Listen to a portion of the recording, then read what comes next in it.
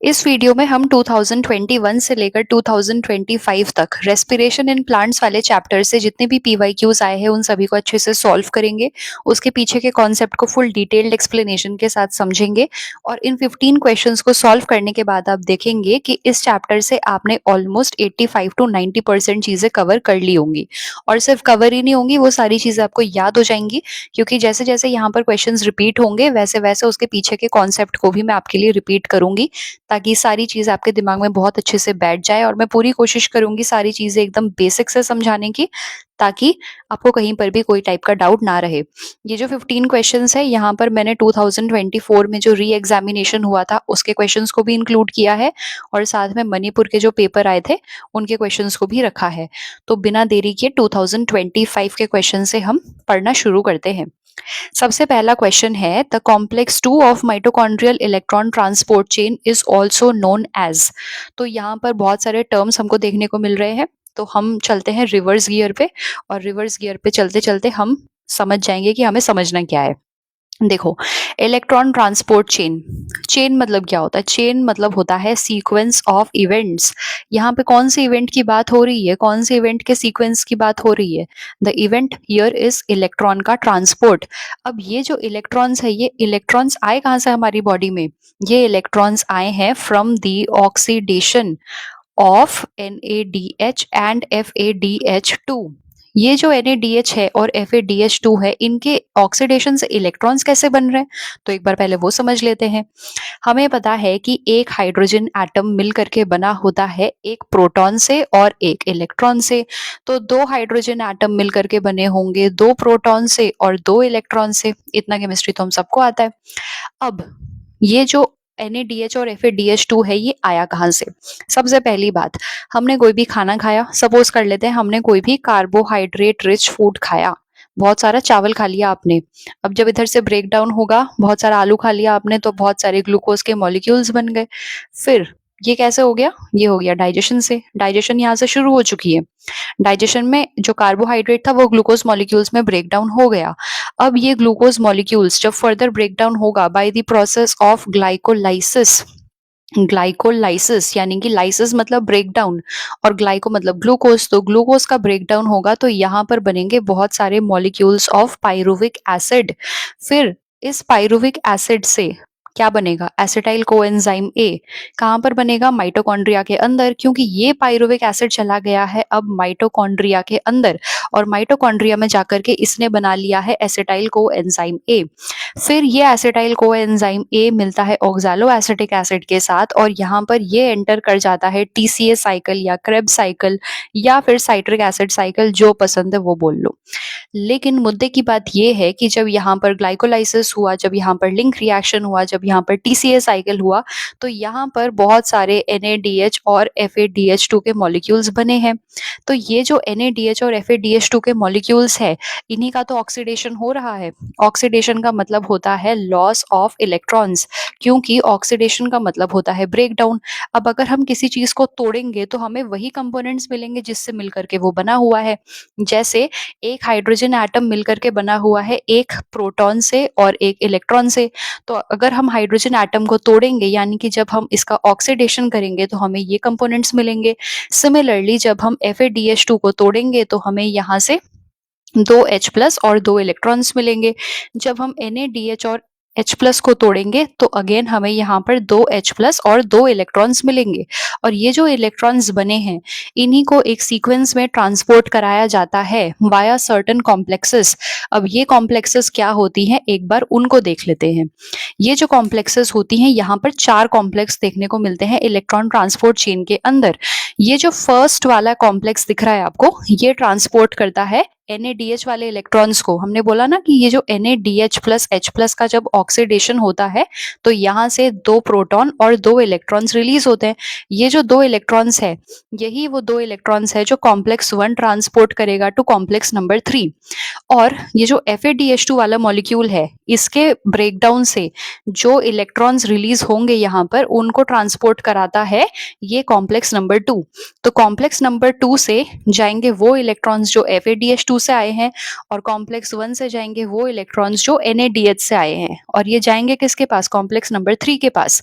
फिर ये complex number 3 इन electrons को भेजेगा कॉम्प्लेक्स नंबर 4 के पास, और फिर ये कॉम्प्लेक्स नंबर 4 भेजेगा इन इलेक्ट्रॉन्स को मॉलिक्यूलर ऑक्सीजन के पास, जहां पे इन इलेक्ट्रॉन्स को एक्सेप्ट करके ये बना देगा मेटाबॉलिक वाटर।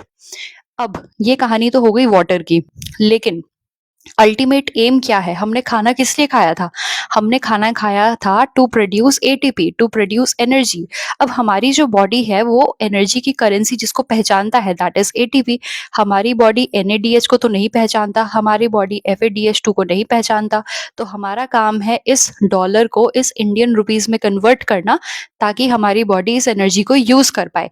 जैसा अगर आप इंडिया में हैं तो इंडिया में आप डॉलर देंगे तो वो काम नहीं चलेगा, इंडिया में आपको INR में उसे कन्वर्ट करना ही होगा। तो यहाँ पर डॉलर हो गए हमारे NaDH और FADH2, और इंडियन रुपीस हो गई हमारी ATP। तो जब तक आप NaDH और FADH2 को ATP में कन्वर्ट नहीं करेंगे, तब तक हमारी बॉडी उसे यूटिलाइज नहीं कर पाएगी, और हमने खाना खाया ही इसलिए था ताकि एनर्जी बन सके। तो ये जो ATP बनाने का किस्सा है, यही है इलेक्ट्रॉन ट्रांसपोर्ट चेन। NaDH के ऑक्सीडेशन से इलेक्ट्रॉन्स चले गए कॉम्प्लेक्स 3 में, FADH2 से इलेक्ट्रॉन्स चले गए कॉम्प्लेक्स 2 के द्वारा होते हुए कॉम्प्लेक्स नंबर 3 पे। फिर ये इलेक्ट्रॉन्स आए यहाँ पर, और फिर ये फोर्थ वाले कॉम्प्लेक्स ने भेज दिया इसको ऑक्सीजन के पास, और ये बना दिया मॉलिक्यूलर ऑक्सीजन के साथ मिलकर के इसने बना दिया मेटाबॉलिक वाटर। लेकिन हमें तो बनाना है ATP, तो यहाँ पर ATP बनाने के लिए काम आते हैं वो H+ जो रिलीज हुए थे अलोंग विद दी इलेक्ट्रॉन्स। जब हमने FADH2 और NaDH+ H+ का ऑक्सीडेशन कराया था तो हमें प्रोटॉन्स भी तो मिले थे, 2 प्रोटॉन्स यहाँ से मिले थे और 2 प्रोटॉन्स हमें FADH2 से मिले थे। ये 2 प्रोटॉन्स हमें मिले थे इससे, और ये 2 प्रोटॉन्स हमें मिले थे इसके ऑक्सीडेशन से। तो ये जो 4 प्रोटॉन्स यहाँ पर जनरेट हुए हैं, इसकी हेराफेरी करी जाती है। हेराफेरी कहाँ पे होती है वो देखो। तो ये जो माइटोकॉन्ड्रियल इलेक्ट्रॉन ट्रांसपोर्ट चेन है, नाम से ही समझ में आ रहा है ये कहाँ पर चल रही है, ये चल रही है माइटोकॉन्ड्रिया के अंदर। माइटोकॉन्ड्रिया के कौन से हिस्से में वो देखो, ये हो गई माइटोकॉन्ड्रिया की आउटर मेम्ब्रेन, और ये हो गई माइटोकॉन्ड्रिया की इनर मेम्ब्रेन, जो इस तरीके से फोल्ड करती है और फोल्ड करके बनाती है क्रिस्टी। इस बात का इस क्वेश्चन से कोई लेना देना नहीं है, लेकिन ये जो कॉम्प्लेक्सेस लगे होते हैं ना ETC के, complex 1, complex 2, complex 3, complex 4, complex 5, ये सारी लगी होती है माइटोकॉन्ड्रिया के इनर मेम्ब्रेन पे। तो ये हो गया माइटोकॉन्ड्रिया का आउटर मेम्ब्रेन, और ये हो गया माइटोकॉन्ड्रिया का इनर मेम्ब्रेन। ये वाला जो आप स्पेस देख रहे हो ना खाली वाला, ये है आउटर मेम्ब्रेन और इनर मेम्ब्रेन के बीच का स्पेस, यानी कि inter membrane space of mitochondria. अब यहाँ पर हुआ है आपका NaDH प्रोड्यूस, और यहाँ पर ही आपका FADH2 प्रोड्यूस हुआ है। यहाँ मतलब कहाँ, यहाँ मतलब माइटोकॉन्ड्रिया के मैट्रिक्स में, क्योंकि TCA साइकिल, ये जो क्रेब्स साइकिल है वो कहाँ चलती है, क्रेब्स साइकिल तो माइटोकॉन्ड्रिया के मैट्रिक्स में चलती है। क्रेब्स साइकिल तो माइटोकॉन्ड्रिया के मैट्रिक्स में चलती है।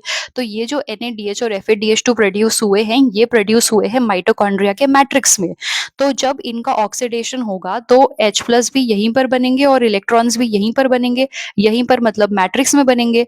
फिर इन इलेक्ट्रॉन्स को तो हमने कॉम्प्लेक्स के थ्रू पास करते हुए पहुंचा दिया, लेकिन यहाँ पर जो प्रोटॉन्स लगे हुए हैं इनको भी तो पार कराना है ना। तो ये जो प्रोटॉन्स है, इन्हीं की हेरा फेरी का खेल होता है इलेक्ट्रॉन ट्रांसपोर्ट चेन में। इलेक्ट्रॉन ट्रांसपोर्ट चेन में आपने इलेक्ट्रॉन को ट्रांसपोर्ट करा दिया, लेकिन इन इलेक्ट्रॉन्स को ट्रांसपोर्ट इसीलिए कराया गया है ताकि यहाँ पर जो प्रोटॉन्स है ना बहुत सारे, जो NaDH और FADH2 के ऑक्सीडेशन की वजह से बने हैं, उन इलेक्ट्रॉन्स को इसीलिए ट्रांसपोर्ट कराया गया है ताकि इन हाइड्रोजन मतलब इन प्रोटॉन्स को हम इस इंटर मेम्ब्रेन स्पेस पर पहुंचा सके। ऐसा क्यों करते हैं वो भी चलो एक बार देख लेते हैं। यहाँ पर हमने देखा कि H+ की कंसंट्रेशन ज्यादा है, तो पैसिव डिफ्यूजन के थ्रू, डिफ्यूजन आपको पता है डिफ्यूजन मतलब क्या होता है, कोई भी कंपोनेंट है, कोई भी सॉल्यूट है आपके पास, वो मूव करता है from higher to lower concentration, इसी को हम बोलते हैं diffusion, higher to lower concentration, इसी को बोलते हैं डिफ्यूजन। तो यहाँ पर मैट्रिक्स साइड में हम देख रहे हैं कि यहाँ पर H+ की कंसंट्रेशन ज्यादा है, तो ये जो H+ है यानी कि ये जो प्रोटॉन्स है ये मूव कर जाएंगे इंटर मेम्ब्रेन स्पेस पर। तो ये मूव कर गए इंटर मेम्ब्रेन स्पेस पर।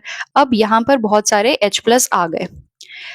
अब बात आती है कि इन H+ को वापस से यहाँ पर लाना होगा, इसको लेकर ही यहाँ पर इसलिए गए थे ताकि हम ATP बना सके। अब वो ATP कैसे बनेगा मैं आपको वो दिखाती हूँ। अभी हमने देखा कि इंटर मेम्ब्रेन स्पेस पर प्रोटॉन्स की कंसंट्रेशन ज्यादा हो गई, अब यहाँ पर देखो, ये वाला जो कॉम्प्लेक्स है ना, ये जो कॉम्प्लेक्स नंबर 5 है, ये जो कॉम्प्लेक्स नंबर 5 है, इसका काम होता है एटीपी की सिंथेसिस करना। ये होता है एटीपी सिंथेज। एटीपी सिंथेज कहो या फिर F0 F1 पार्टिकल कहो, ये होता है एटीपी सिंथेसाइज करने वाला मशीन। वो एटीपी को कैसे सिंथेसाइज करेगा? यहाँ पर जो बढ़ी हुई प्रोटॉन की कंसंट्रेशन है, जब ये इंटर मेम्ब्रेन स्पेस से मैट्रिक्स में वापस आएगी, तब यहाँ पर एटीपी की सिंथेसिस होगी।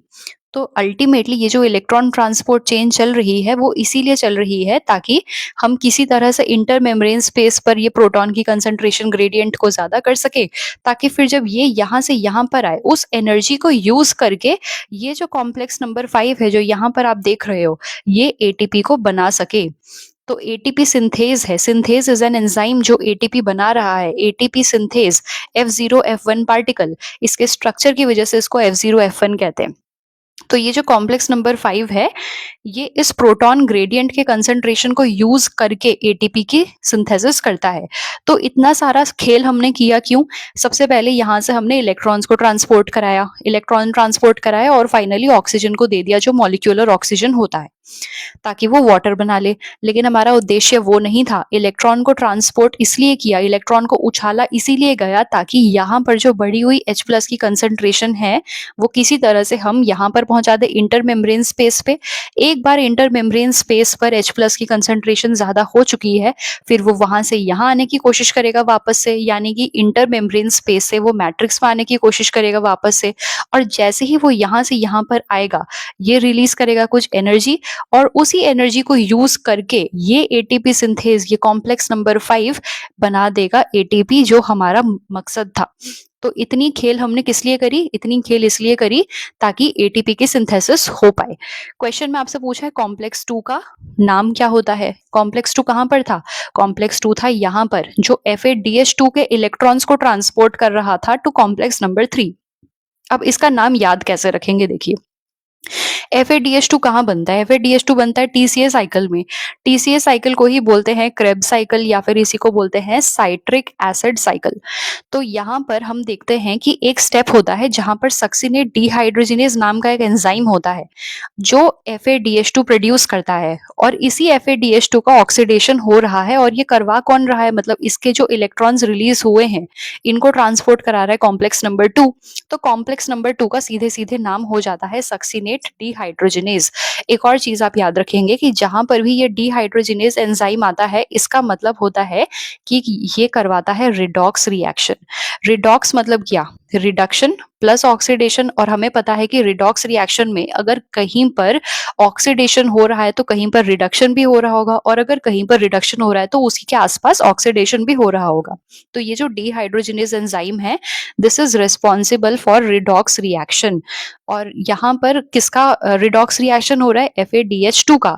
FADH2 का हो रहा है ऑक्सीडेशन। इससे जो इलेक्ट्रॉन्स रिलीज हुए, ये कॉम्प्लेक्स नंबर 2 इसको भेज रहा है कहां पर? कॉम्प्लेक्स नंबर 3 पर।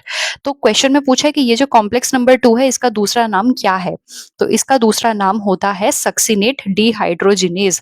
उम्मीद करती हूँ आपको ये क्वेश्चन अच्छे से समझ में आया है। नाम याद रखेंगे यहाँ पर FADH2 से। कॉम्प्लेक्स नंबर 2 ट्रांसपोर्ट करता है FADH2 के इलेक्ट्रॉन्स को। FADH2 बना कहां से? TCA साइकिल से। TCA साइकिल में ही बनता है सक्सिनिक एसिड, और उसी के रिडॉक्स रिएक्शन के टाइम पर ये एंजाइम यूज होता है, दैट इज सक्सिनेट डिहाइड्रोजिनेज। तो कॉम्प्लेक्स नंबर 2 का जो नाम है, that is succinate dehydrogenase. Moving on to the next question. 2024 का क्वेश्चन है, पूछा है यहाँ पर कि सारे कॉम्प्लेक्स का नाम वगैरह क्या है। तो देखो, कॉम्प्लेक्स नंबर 1, वापस से आते हैं इस डायग्राम पे। कॉम्प्लेक्स नंबर 1 हमने बोला कि NADH+H+ के ऑक्सीडेशन से जो इलेक्ट्रॉन्स रिलीज हो रहे हैं, कॉम्प्लेक्स नंबर 1 उसी को भेज रहा है कॉम्प्लेक्स नंबर 3 पे। तो जैसे कॉम्प्लेक्स 2 का नाम हमने बोला कि सक्सिनेट डिहाइड्रोजिनेज है, क्योंकि ये FADH2 के इलेक्ट्रॉन्स को ट्रांसपोर्ट कर रहा है। सिमिलरली कॉम्प्लेक्स नंबर 1 NADH के इलेक्ट्रॉन्स को ट्रांसपोर्ट कर रहा है, तो इसका नाम क्या होना चाहिए? इसका नाम होना चाहिए NADH डिहाइड्रोजिनेज, क्योंकि यहाँ पर भी रिडॉक्स रिएक्शन हुआ है, और उस रिडॉक्स रिएक्शन की वजह से यहाँ पर ऑक्सीडेशन हुआ है, जिससे इलेक्ट्रॉन्स रिलीज हुए हैं और यही इलेक्ट्रॉन्स कॉम्प्लेक्स नंबर 1 भेज रहा है कॉम्प्लेक्स नंबर 3 को। और ये इलेक्ट्रॉन्स है किसके? NADH के। तो कॉम्प्लेक्स नंबर 1 का नाम हो गया NADH डिहाइड्रोजिनेज। कॉम्प्लेक्स नंबर 2 का नाम हो गया सक्सिनेट डिहाइड्रोजिनेज। कॉम्प्लेक्स नंबर 3 का नाम होता है cytochrome BC1। Cytochrome BC1 complex. और ये जो कॉम्प्लेक्स नंबर 4 है, इसका नाम होता है साइटोक्रोम C ऑक्सीडेज। तो अब आप मैच कर लेंगे। कॉम्प्लेक्स 1 होता है NADH dehydrogenase, complex 2 is succinate dehydrogenase, complex number 3 is cytochrome BC1 and complex number 4 is cytochrome C oxidase. तो ये हो गया आपका। अच्छा, ये ऑक्सीडेज वाला नाम कैसे याद रखेंगे? फाइनली जो इलेक्ट्रॉन्स है वो हमारे कहाँ पर आ रहे हैं? कॉम्प्लेक्स नंबर 4 पे।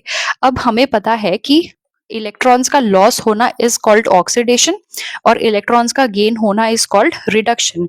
हमने देखा कि यहाँ से इलेक्ट्रॉन्स जा रहे हैं मॉलिक्यूलर ऑक्सीजन के पास, तो इसने अपने इलेक्ट्रॉन्स दे दिए, इसने अपने इलेक्ट्रॉन्स लूज कर दिए, इसने अपने इलेक्ट्रॉन्स को रिलीज कर दिया, यानी कि इसका क्या हो गया? इसका हो गया ऑक्सीडेशन। अब इसका नाम, इसका क्योंकि ऑक्सीडेशन हो गया है इसीलिए इसका नाम है ऑक्सीडेज, साइटोक्रोम C ऑक्सीडेज। ठीक है, तो उम्मीद करती हूँ आपको ये समझ में आया है। कॉम्प्लेक्स 1 का है NADH डिहाइड्रोजिनेज, 2 का है सक्सिनेट डिहाइड्रोजिनेज, 3 का है BC1 और 4th का है साइटोक्रोम C ऑक्सीडेज। क्योंकि अब इसने अपने इलेक्ट्रॉन्स किसको दे दिए? इसने अपने इलेक्ट्रॉन्स दे दिए मॉलिक्यूलर ऑक्सीजन को और ये खुद हो गया है ये ऑक्सीडाइज। और मॉलिक्यूलर ऑक्सीजन जिसने इसके इलेक्ट्रॉन्स को एक्सेप्ट किया, ये ऑक्सीजन हो गया है रिड्यूस क्योंकि इसने इलेक्ट्रॉन्स को एक्सेप्ट किया है। अब बढ़ते हैं नेक्स्ट क्वेश्चन पे। यहाँ पे आपको पूछ रहा है which of the following are correct about cellular respiration, यानी कि ये जो रेस्पिरेशन सेल के अंदर चल रही है इसके बारे में कौन सी बातें सही है। सबसे पहला स्टेटमेंट है cellular respiration is the breaking of carbon carbon bonds of complex organic molecules by oxidation. बिल्कुल सही बात है। ऑक्सीडेशन का मतलब ही होता है ब्रेकडाउन। और हम ब्रेकडाउन किसका कर रहे हैं? जो भी हम खाना खा रहे हैं।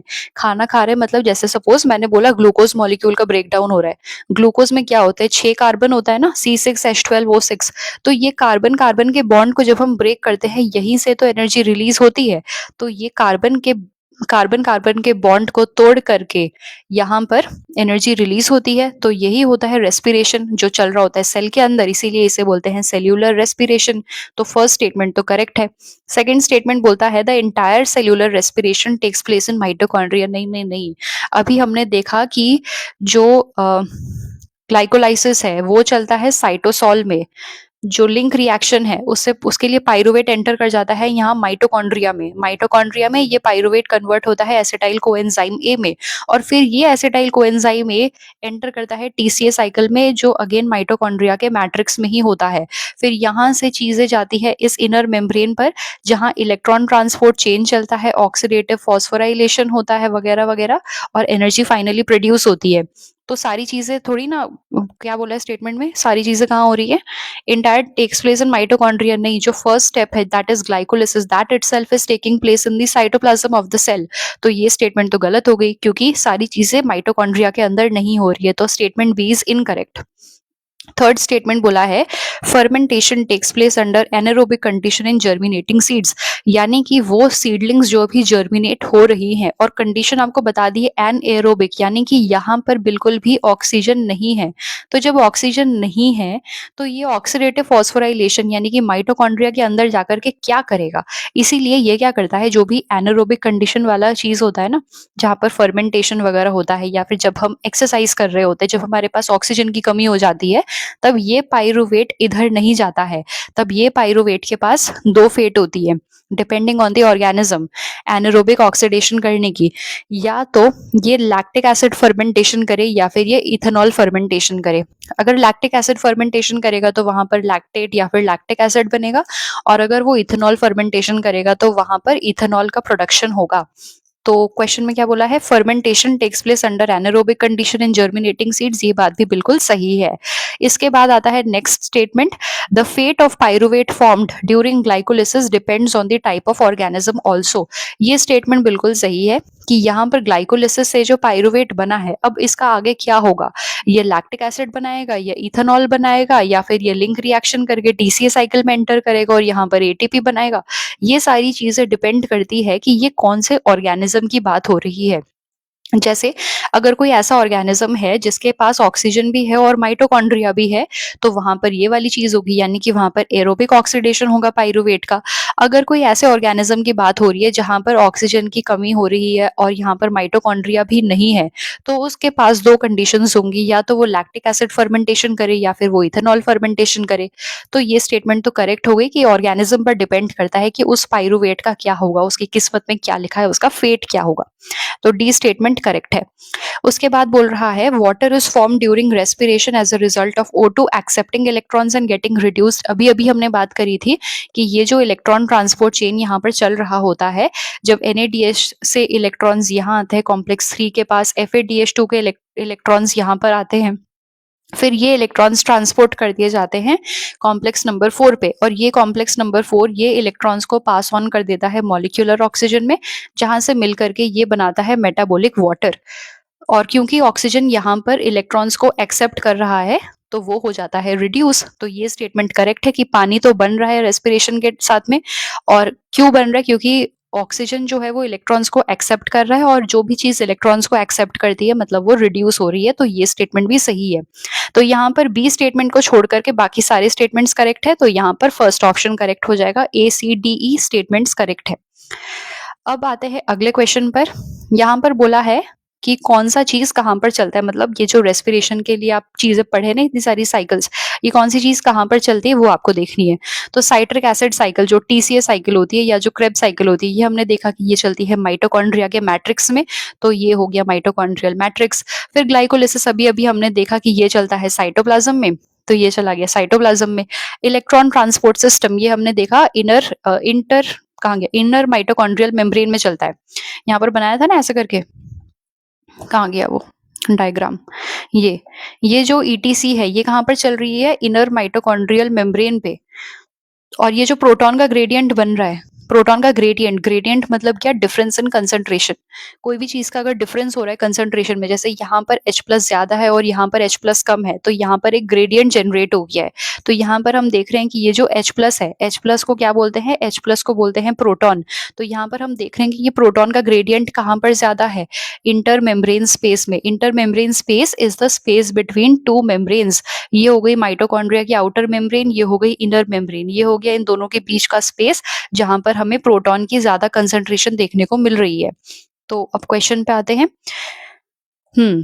तो साइट्रिक एसिड साइकिल हो गया माइटोकॉन्ड्रियल मैट्रिक्स में, ग्लाइकोलिसिस हो गया साइटोप्लाज्म में, इलेक्ट्रॉन ट्रांसपोर्ट चेन हो गया इनर माइटोकॉन्ड्रियल मेम्ब्रेन में, और प्रोटॉन ग्रेडियंट कहाँ बना, inter membrane space of mitochondria में। तो ये वाला ऑप्शन हो जाएगा करेक्ट। अब बढ़ते हैं नेक्स्ट क्वेश्चन पे। अगला क्वेश्चन आपको पूछा है कि identify the step in TCA cycle जहां पर ऑक्सीडेशन ऑफ सबस्ट्रेट नहीं होता है, which does not involve oxidation of substrate. Oxidation मतलब क्या होता है, ऑक्सीडेशन का मतलब होता है ब्रेकडाउन। ब्रेकडाउन करने का मतलब यहाँ पर होता है लॉस ऑफ इलेक्ट्रॉन्स। अब इस चीज को आप पहचानोगे कैसे कि किसी चीज का ऑक्सीडेशन हुआ है या नहीं हुआ है, आप देखोगे उसके एंजाइम को, कि ये जो रिएक्शंस हो रही हैं इनको करवाने के लिए यहाँ पर कौन सा एंजाइम रिस्पॉन्सिबल है। अगर वहां पर एंजाइम है डिहाइड्रोजिनेज, तब तो वहां पर रिडक्शन ऑक्सीडेशन हुआ है, तो वो तो आंसर नहीं हो सकता, क्योंकि यहाँ पर आपको क्वेश्चन में पूछा है कि डज नॉट इन्वॉल्व ऑक्सीडेशन। तो आप उस स्टेप को पहचानो जहां पर डिहाइड्रोजिनेज एंजाइम यूज नहीं हुआ है। मैं आपको एक बार जूम करके दिखाती हूँ। सबसे पहला स्टेटमेंट बोला है मैलिक एसिड से जब ऑक्सैलो एसिटिक एसिड बन रहा है। कहाँ है मैलिक एसिड, ये रहा मैलिक एसिड, और यहाँ पर बन रहा है ऑक्सैलो एसिटिक एसिड। तो यहाँ पर हम देख रहे हैं कि यहाँ NaDH+ H+ बन रहा है। ये क्यों बन रहा है? क्योंकि Na+ ने इलेक्ट्रॉन्स को एक्सेप्ट कर लिया है। इसने इलेक्ट्रॉन्स को एक्सेप्ट किया है, तो Na+ क्या हो गया है? रिड्यूस हो गया है। अगर ये रिड्यूस हुआ है तो मतलब मैलिक एसिड क्या हुआ है? ऑक्सीडाइज हुआ है। तो यहाँ पर तो हमें पूछा कि कौन सा ऐसा रिएक्शन है जिसमें सबस्ट्रेट ऑक्सीडाइज नहीं हुआ है, तो यहाँ पर तो हम देख रहे हैं कि मैलिक एसिड तो ऑक्सीडाइज हुआ है और ऑक्सैलो एसिड बना है। और ये हमें कैसे पता चला कि ये ऑक्सीडाइज हुआ है? क्योंकि यहाँ पर Na+ हुआ है रिड्यूस। Na+ हो गया रिड्यूस, इसने कर लिए एक्सेप्ट इलेक्ट्रॉन्स को और ये बन गया NADH+H+। और हमें पता है कि अगर कहीं पर रिडक्शन हो रहा है तो उसी रिएक्शन में ऑक्सीडेशन भी चल रहा है। अब अगर Na+ का रिडक्शन हुआ है तो मैलिक एसिड का ऑक्सीडेशन हुआ है, तभी तो उसने ऑक्सैलो एसिटिक एसिड बनाया है।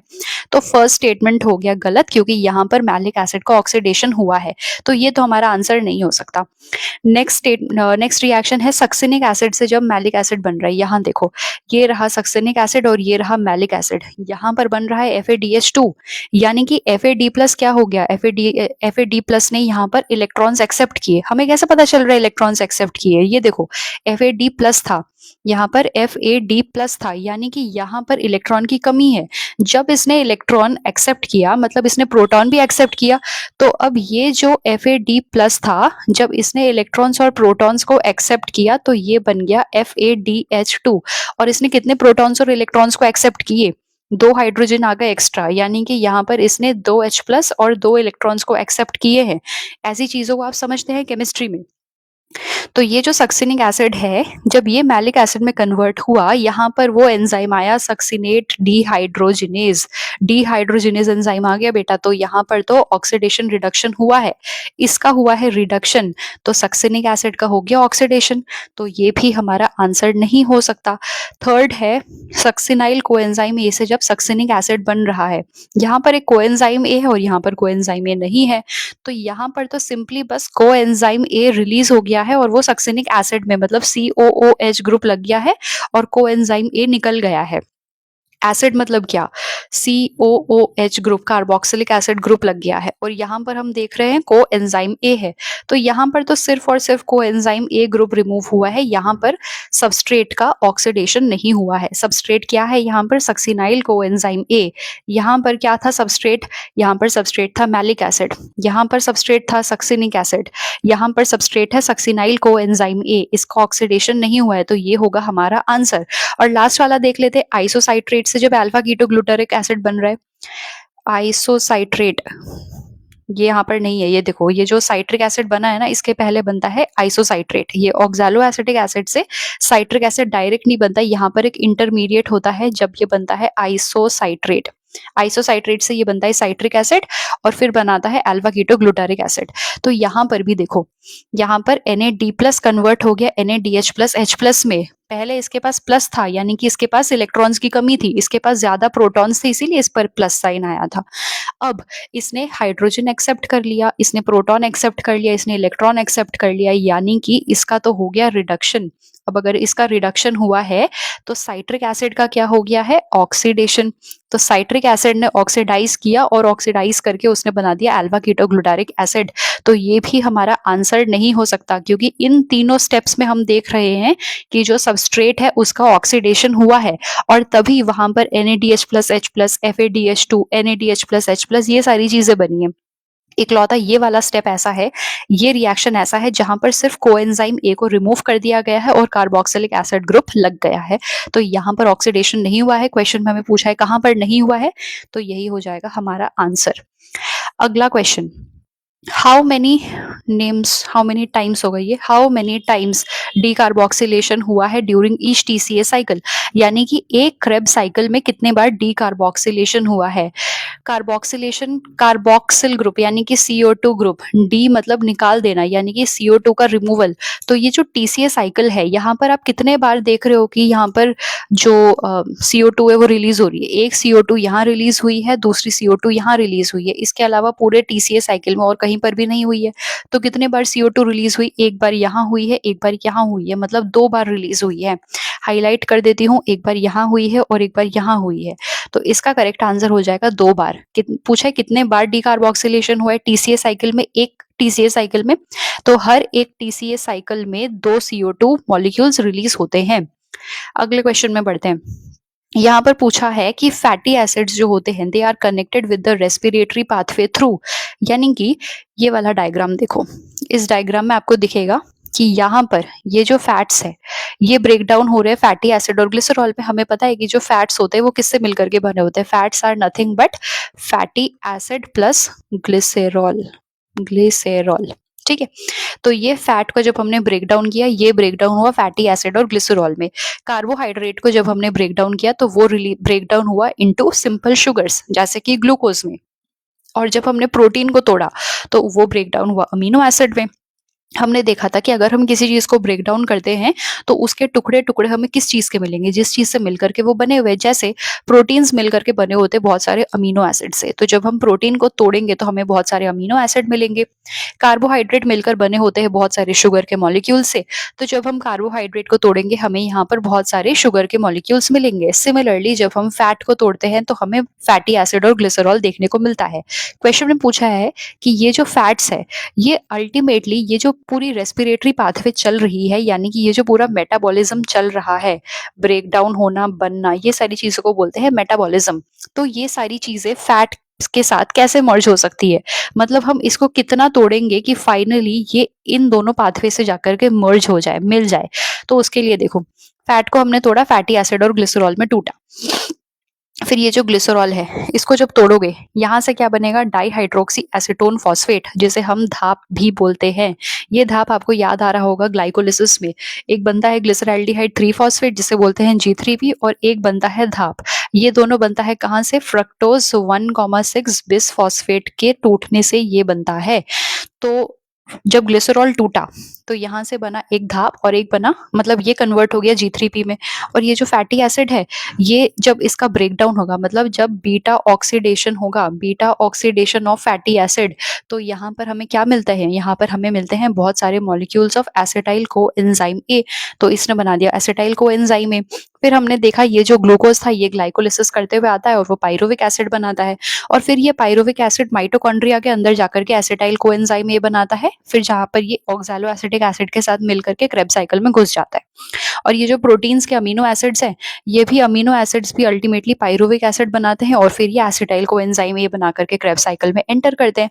अब हमें क्वेश्चन में इतना सिंपल सा चीज पूछा है कि ऐसा कौन सा स्टेप है या ऐसा कौन सा मॉलिक्यूल है जो फैट को इन दोनों के रेस्पिरेटरी पाथवे से यहाँ पर जोड़ता है। तो देखो कॉमन चीज क्या आ रही है, फैटी एसिड से हमने देखा बन रहा है acetyl coenzyme A, pyruvic acid से बन रहा है acetyl coenzyme A, amino acid से बन रहा है पाइरुविक एसिड जो बना रहा है एसिटाइल कोएंजाइम ए। तो हमने देखा तीनों में जो कॉमन चीज है that is acetyl coenzyme A. और क्वेश्चन में हमसे यही पूछा है कि ये जो रेस्पिरेटरी पाथवे है फैटी एसिड उससे किस तरीके से कनेक्टेड है। तो इट इज कनेक्टेड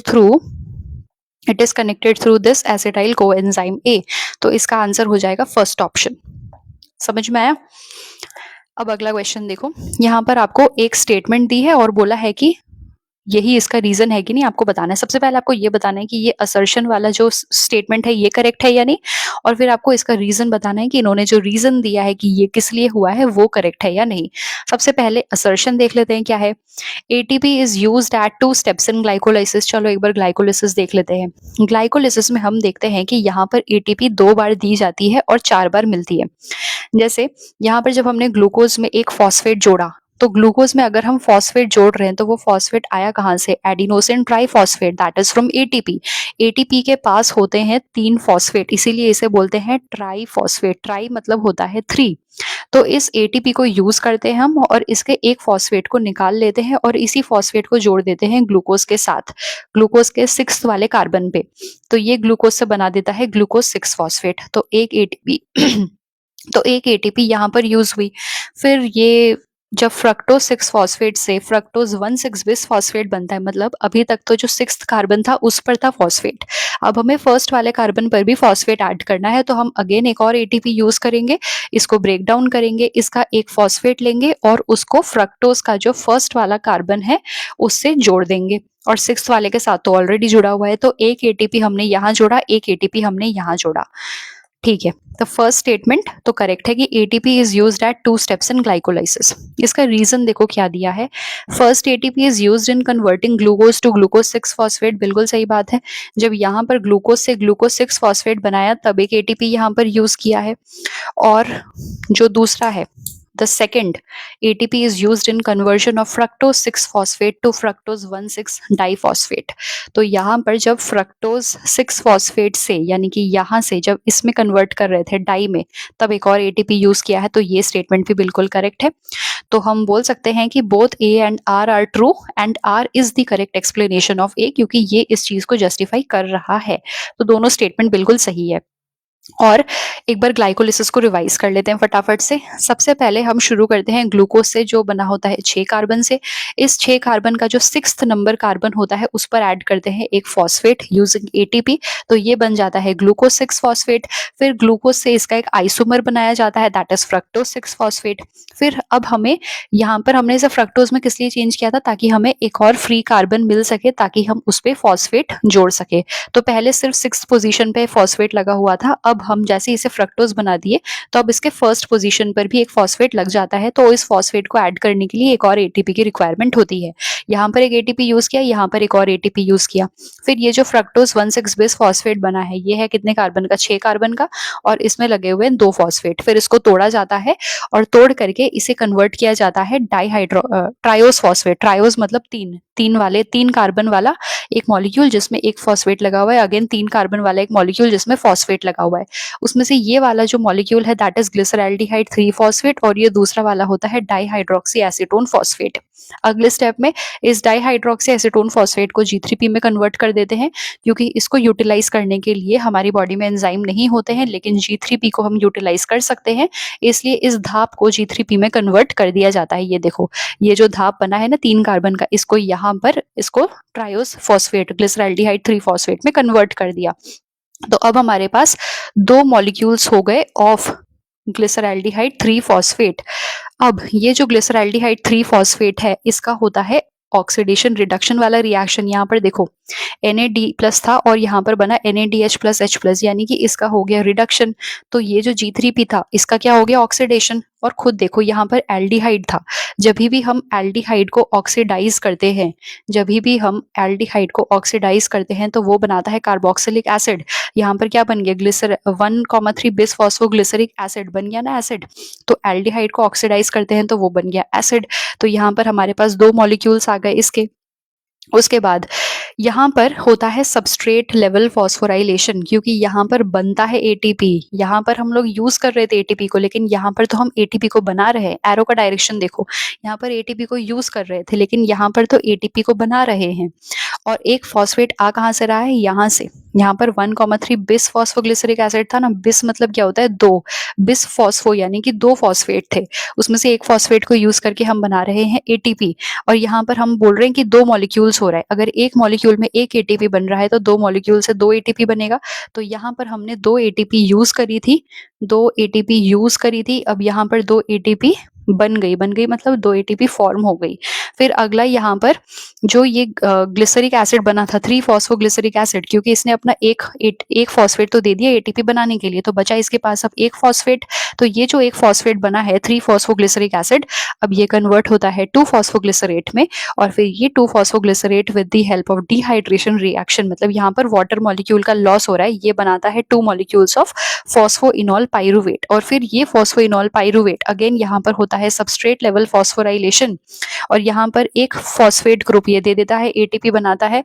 एक फॉस्फोइनॉल पाइरुवेट अगर एक एटीपी बनाएगा तो 2 फॉस्फोइनॉल पाइरुवेट यहाँ पर 2 एटीपी बनाएगा। तो 2 एटीपी यहाँ बने, 2 एटीपी यहाँ बने, टोटल कितने एटीपी बने हमारे पास, 4 एटीपी बन गए। और कितने यूज हो गए, 2 एटीपी यूज हो गए, तो बचे कितने हमारे पास, 2 एटीपी। तो यहाँ पर बन गया 2 मॉलिक्यूल ऑफ पाइरुविक एसिड।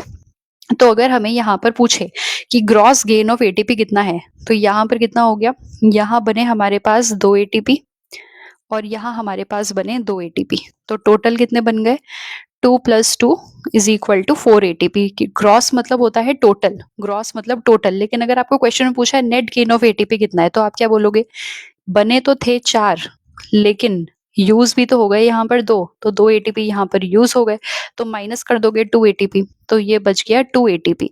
तो अगर आपको पूछा है कि ग्रॉस एटीपी का गेन कितना है तो आप बोलोगे 4, लेकिन अगर आपको पूछा है कि नेट, नेट मतलब क्या होता है कि काट कुट के अल्टीमेटली कितना मिल रहा है, तो दैट इज 2 एटीपी। अभी ये भी अगले क्वेश्चन में यूज होगा, देखना। अगला क्वेश्चन बोला है कि विच of the following combination is required for chemiosmosis. Chemiosmosis क्या होता है, ये जो हमने माइटोकॉन्ड्रियल ईटीसी पढ़ी थी ना, वही उसी में यूज होता है केमियोस्मोसिस का theory. Chemiosmosis is the energy from proton gradient that is used to make ATP. हमने बोला कि ये अगर माइटोकॉन्ड्रिया है, जैसे ये मैं मान लेती हूँ, ये हो गया माइटोकॉन्ड्रिया का आउटर मेम्ब्रेन, ये हो गया माइटोकॉन्ड्रिया का इनर मेम्ब्रेन जो ऐसे इनफोल्डिंग्स बनाता है, क्रिस्टी बनाता है। तो ये हो गया माइटोकॉन्ड्रिया का आउटर मेम्ब्रेन और ये हो गया माइटोकॉन्ड्रिया का इनर मेम्ब्रेन। हमने बोला कि यहाँ पर बहुत सारे H+ है जिनको इलेक्ट्रॉन ट्रांसपोर्ट की मदद से इंटर मेम्ब्रेन स्पेस पर पंप कर दिया जाता है ताकि इंटर मेम्ब्रेन स्पेस पर बहुत सारे H+ बन सके। तो केमियोस्मोसिस इसी एनर्जी की बात करता है। Energy from proton gradient is use to make ATP. जब ये प्रोटॉन ग्रेडियंट डिफ्यूजन करके यहाँ से यहाँ पर आएंगे, ये एनर्जी रिलीज करेंगे और इसी एनर्जी को यूज करके जो F0 F1 पार्टिकल है वो एटीपी की सिंथेसिस करता है। इसी थ्योरी को बोलते हैं केमियोस्मोसिस। यानी कि एनर्जी फ्रॉम प्रोटॉन ग्रेडियंट, ये जो प्रोटॉन की ग्रेडियंट यहाँ पर बनी है टू मेक एटीपी, कौन बना रहा है एटीपी? F0 F1 particle. ये जो ग्रेडियंट बना है दिस इनसाइड्स द आयंस, कौन से आयंस? ये जो H+ है, ये जो कैटायंस है, इनको to return passively with the help of proteins. Passively मतलब क्या होता है? पैसिवली मतलब बिना एटीपी के, no need of ATP, that means passively. Passive मतलब डिफ्यूजन। तो ये जो ग्रेडियंट बना है ये तो अपने आप high to low concentration move कर जाएगा, अपने आप कर जाएगा, मतलब बिना एटीपी के कर जाएगा, बिना एटीपी के मूव कर जाएगा थ्रू डिफ्यूजन। तो इसी को बोलते हैं पैसिवली। किसकी मदद से करेगा? यहाँ पर जो कॉम्प्लेक्स लगे हुए थे ना, कॉम्प्लेक्स 1 2 3 4 5, यही है वो प्रोटीन्स जो इन प्रोटॉन्स को इंटर मेम्ब्रेन स्पेस से मैट्रिक्स में आने में हेल्प करते हैं। तो यही है, this gradient induces the ions to return passively, that is without the help of ATP, with the help of proteins embedded in the membrane. यहाँ पर प्रोटीन्स लगे होते हैं कॉम्प्लेक्स 1 2 3 4 5, उनकी मदद से ये प्रोटॉन्स वहां से यहाँ आ जाते हैं। क्या क्या चाहिए होती है केमियोस्मोसिस के लिए? एक इंटैक्ट मेम्ब्रेन चाहिए होता है, मतलब एक ऐसा इंटैक्ट मतलब बिना छेद का मेम्ब्रेन चाहिए होता है। एक प्रोटॉन पंप चाहिए होता है जो यहाँ पर लगा होता है, वो प्रोटॉन पंप्स चाहिए होते हैं। प्रोटॉन ग्रेडियंट चाहिए होता है, यानी कि एक जगह पर हाई कंसंट्रेशन हो, दूसरी जगह पर लो कंसंट्रेशन हो प्रोटॉन्स की। प्रोटॉन मतलब होता है H+। और एक चाहिए होता है एटीपी सिंथेज। एटीपी सिंथेज वही एंजाइम है F0 F1 पार्टिकल, इसी का दूसरा नाम होता है एटीपी सिंथेज और इसका काम होता है एटीपी की सिंथेसिस करना। ठीक है, और वो एटीपी की सिंथेसिस कहाँ से करेगा? ये जो प्रोटॉन्स है जब ये यहाँ से यहाँ मूव करेंगे, इसी की एनर्जी को यूज करके ये F0 F1 पार्टिकल एटीपी की सिंथेसिस करता है। तो क्वेश्चन में क्या पूछा है कि ऐसी कौन सी चीजें हैं जो जरूरत होती है केमियोस्मोसिस के लिए? एक इंटैक्ट मेम्ब्रेन चाहिए होगा, ये जो माइटोकॉन्ड्रिया का इंटैक्ट मेम्ब्रेन है ये चाहिए होगा ताकि कहीं से भी लीकेज ना हो। एक प्रोटॉन पंप चाहिए होगा जो प्रोटॉन को यानी कि H+ को इंटर मेम्ब्रेन स्पेस से मैट्रिक्स में पंप कर सके। एक प्रोटॉन ग्रेडियंट चाहिए होगा कि IMS जो इंटर मेम्ब्रेन स्पेस है वहां पर प्रोटॉन की कंसंट्रेशन ज्यादा हो ताकि वो पैसिव डिफ्यूजन करके मैट्रिक्स में आ सके। और एटीपी सिंथेज की जरूरत होगी। ATP synthase is nothing but the complex number 5 जो होता है F0 F1 पार्टिकल। ठीक है, ये हो जाएगा इसका सही आंसर। अगला क्वेश्चन देखो, यहाँ पर आपको मैच करना है कि कौन से चीज में क्या होता है। जैसे सबसे पहले यहाँ पर हम ग्लाइकोलिसिस की बात करते हैं, सबसे सिंपलेस्ट चीज से लेकर चलेंगे। ग्लाइकोलिसिस का दूसरा नाम होता है EMP पाथवे। दूसरे नाम याद रखना, उससे मैचिंग टाइप क्वेश्चंस आ जाते हैं। तो ग्लाइकोलिसिस ही होता है EMP पाथवे, तो बी का हो जाएगा 4, बी का 4 हो जाएगा, तो ये ऑप्शन तो कतई नहीं हो सकता। फिर देखेंगे ऑक्सीडेटिव डिकार्बोक्सिलेशन, CO2 कौन से स्टेप में रिलीज होता है? साइट्रेट CO2 रिलीज होता है साइट्रिक एसिड साइकिल में। और TCA साइकिल या जो साइट्रिक एसिड साइकिल होती है उसमें ये जो साइट्रेट सिंथेस है ये भी तो यूज होता है ना। नहीं नहीं नहीं, ऑक्सीडेटिव डिकार्बोक्सिलेशन। डिकार्बोक्सिलेशन मतलब CO2 का रिलीज होना। CO2 रिलीज होता है साइट्रिक एसिड साइकिल में।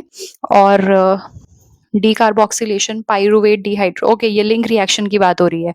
जब हम पाइरुविक एसिड को पाइरुविक एसिड को जब हम कन्वर्ट करते हैं एसिटाइल कोएंजाइम ए में, तो ये एसिटाइल कोएंजाइम ए के दौरान एक CO2 रिलीज होता है। क्यों होता है? क्योंकि पाइरुविक एसिड होता है 3 कार्बन का, लेकिन एसिटाइल कोएंजाइम होता है 2 कार्बन का। तो डेफिनेटली यहाँ पर एक कार्बन का लॉस हुआ है, तभी यहाँ पर ये 2 कार्बन का मॉलिक्यूल बना है। तो ऑक्सीडेटिव डीकार्बोक्सिलेशन हो गया पाइरुवेट डीहाइड्रोजिनेज। ये वो एंजाइम है जो पाइरुविक एसिड को एसिटाइल कोएंजाइम ए में कन्वर्ट करने में यूज होता है। तो ग्लाइकोलिसिस का हो गया फोर्थ, डीकार्बोक्सिलेशन का हो गया ये। TCA साइकिल में यूज होता है साइट्रेट सिंथेज, और ऑक्सीडेटिव फॉस्फोराइलेशन होता है इलेक्ट्रॉन ट्रांसपोर्ट सिस्टम में। ऑक्सीडेटिव फॉस्फोराइलेशन बेटा क्या होता है? ऑक्सीडेटिव फॉस्फोराइलेशन, इसमें दो चीजें हो रही है। एक तो ऑक्सीडेशन हो रहा है, ऑक्सीडेशन किसका हो रहा है? NADH+H+ का और FADH2 का। और फॉस्फोराइलेशन क्या हो रहा है? फॉस्फोराइलेशन मतलब ATP की सिंथेसिस होना। ATP कैसे बनता है? जब ADP में एक फॉस्फेट ऐड होता है तभी तो वो ATP बनता है। तो ये फॉस्फेट के एडिशन को ही बोलते हैं फॉस्फोराइलेशन। और ऑक्सीडेशन किसका हो रहा है? NADH+H+ और FADH2 का। और फॉस्फोराइलेशन हो रहा है ADP का, ताकि ATP बन सके। तो ये सारी चीजें कहां पर होती हैं? इलेक्ट्रॉन ट्रांसपोर्ट चेन में।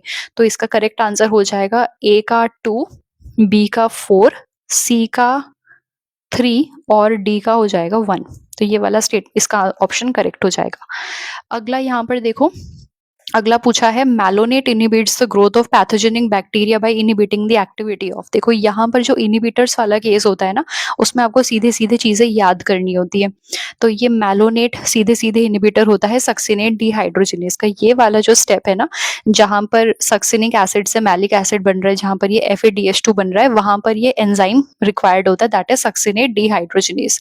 और सक्सिनेट डिहाइड्रोजिनेज को इनहिबिट करता है मैलोनेट। मतलब अगर मैलोनेट आ गया है इस धर कहीं पर भी, तो ये सक्सिनिक एसिड को मैलिक एसिड में कन्वर्ट नहीं होने देगा। तो ये स्टेटमेंट नहीं, इस क्वेश्चन के लिए ये वाला ऑप्शन करेक्ट हो जाएगा कि मैलोनेट सीधे सीधे सक्सिनेट डिहाइड्रोजिनेज को इनहिबिट करता है, जो सक्सिनिक एसिड को मैलिक एसिड में कन्वर्ट नहीं होने देता है और उस बैक्टीरिया की ग्रोथ को वहीं पर रोक देता है। और ये क्यों इंपॉर्टेंट है? ये इंपॉर्टेंट होता है दवाई बनाने के लिए। जैसे अगर आपको किसी बैक्टीरिया ने इन्फेक्ट किया है और आपको उस बैक्टीरिया की ग्रोथ को रोकना है, तो आप सीधे सीधे मैलोनेट वाली दवाई दोगे, वो मैलोनेट जाकर के सक्सिनेट डिहाइड्रोजिनेज को रोक देगा। तो सक्सिनिक एसिड से मैलिक एसिड नहीं बन पाएगा, बैक्टीरिया की जो ग्रोथ है वो वहीं पर रुक जाएगी। ठीक है, ओके। एक और क्वेश्चन है TCA साइकिल से कि the number of times decarboxylation of isocitrate occurs during single TCA cycle is. ये क्वेश्चन अभी हम करके आए, शायद वो 24 में या 23 में आया था, और ये रिपीट हुआ है, मतलब 2022 में पहले आया है। तो ये क्वेश्चन रिपीट है। यही चीज पूछ रहा है कि एक सिंगल TCA साइकिल में, ये जो एक साइकिल चल रही होती है, इसमें कितने बार डीकार्बोक्सिलेशन होता है। डीकार्बोक्सिलेशन मतलब रिमूवल ऑफ CO2। तो CO2 कितने बार निकलता है? हमें पता है कि हर एक TCA साइकिल में 2 CO2 निकलते हैं, लेकिन आपको कंफ्यूज करने के लिए यहाँ पर दे दिया है आइसोसाइट्रेट। तो आइसोसाइट्रेट बना होता है 6 कार्बन मॉलिक्यूल्स का। कैसे बनता है? एक एसिटाइल कोएंजाइम A आएगा और एक आएगा oxalo acetic acid. Acetyl coenzyme A होता है 2 कार्बन का, ऑक्सैलो एसिटिक एसिड होता है 4 कार्बन का। दोनों जब मिलेंगे तो 6 कार्बन का आइसोसाइट्रेट बनता है। और इसी आइसोसाइट्रेट में से पहले एक कार्बन निकल जाता है, तो ये बना देता है अल्फा कीटो ग्लूटारिक एसिड। और फिर जब एक और CO2 यहाँ से निकल जाता है, ये बना देता है 4 कार्बन का सक्सिनिक एसिड। ठीक है, तो ये आप चीजें याद रखेंगे कि एक बार CO2 यहाँ रिलीज हो रही है और दूसरी CO2 यहाँ रिलीज हो रही है। कितने बार हो रही है? 2 बार हो रही है। एक और question, what is the net gain of ATP when each molecule of glucose is converted to 2 molecules of pyruvic acid. Basically आपको पूछ रहे हैं कि एक बार जब ग्लाइकोलिसिस होती है, तो ग्लाइकोलिसिस में नेट गेन ऑफ ATP कितनी होती है। नेट मतलब अल्टीमेटली काट कूट के कितना दे रहा है, काट कूट के कितना दे रहा है। अगर आपसे ग्रॉस पूछता तो आप बोलते कि वहां पर 4 ATP बन रही है। अभी हमने देखा था ना ग्लाइकोलिसिस वाले में कि जब हम ग्रॉस की बात करते हैं तो हमें 4 ATP मिलती है, लेकिन जब भी हम नेट की बात करते हैं तो हम उसमें से 2 ATP माइनस कर देते हैं, क्योंकि 2 ATP फर्स्ट वाले स्टेप्स में, जो फर्स्ट 4 रिएक्शंस है उसमें 2 ATP यूज हो जाती है। तो यहाँ पर हम 2 ATP देते हैं और हमें 4 ATP मिलता है। अगर आपको पूछता ग्रॉस गेन क्या है तो आप 4 लिखते, लेकिन आपको पूछा है नेट गेन क्या है, तो आप इस 4 में से इस 2 को माइनस करेंगे, आपको मिल जाएगा 2 ATP। तो इसका करेक्ट आंसर हो जाएगा 2। एक और क्वेश्चन देखो, सीधे सीधे आपके एनसीईआरटी के लाइन से क्वेश्चन आया है। बोल रहा है कि what amount of energy is released from glucose during lactic acid fermentation. तो मैं आपको हाईलाइट करके दिखाती हूँ कि ये स्टेटमेंट दी कहाँ हुई है। Less than 7% of the energy in glucose is released and not all of it is trapped.